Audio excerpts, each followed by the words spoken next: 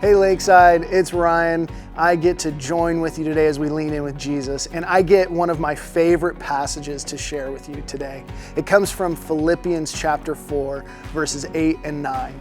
And this is what the Apostle Paul writes.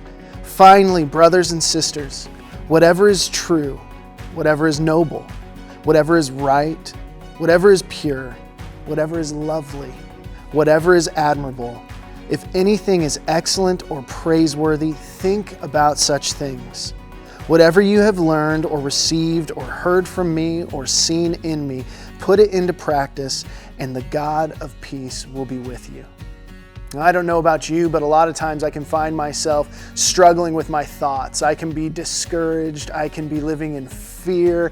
I can be anxious, and I can be focused on what everyone else has and what I don't have. And my mind can just lead me to this place that isn't productive. It's not hopeful. And ultimately, those thoughts, they don't bring me peace. They unsettle me. The Apostle Paul reminds us here that what we focus our minds on, what we focus our heads on, impacts the rest of us. And that if we want to find that peace of God in our lives, we need to focus on the beautiful things that God has done around us, the pure things, the noble things, the lovely things. Those examples that were set by Paul are the ones that we should follow. In suffering, he looked to Jesus. In difficulty, in trial and hardship, he focused on Jesus, and it gave him hope and it gave him a peace in his circumstance.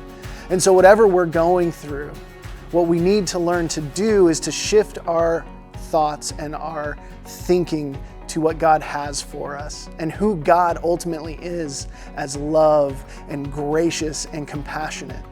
And so this week I want to challenge you, and this is as much a challenge to me as it is to anyone else, to try and shift your thinking to focusing on the pure, the noble, the admirable, the lovely.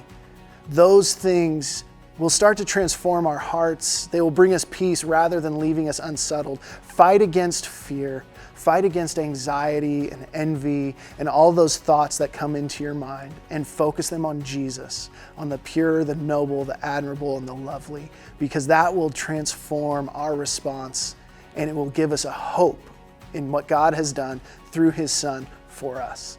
I hope you guys have an awesome week and are loving leaning into Jesus as we go through the book of Philippians. Take care.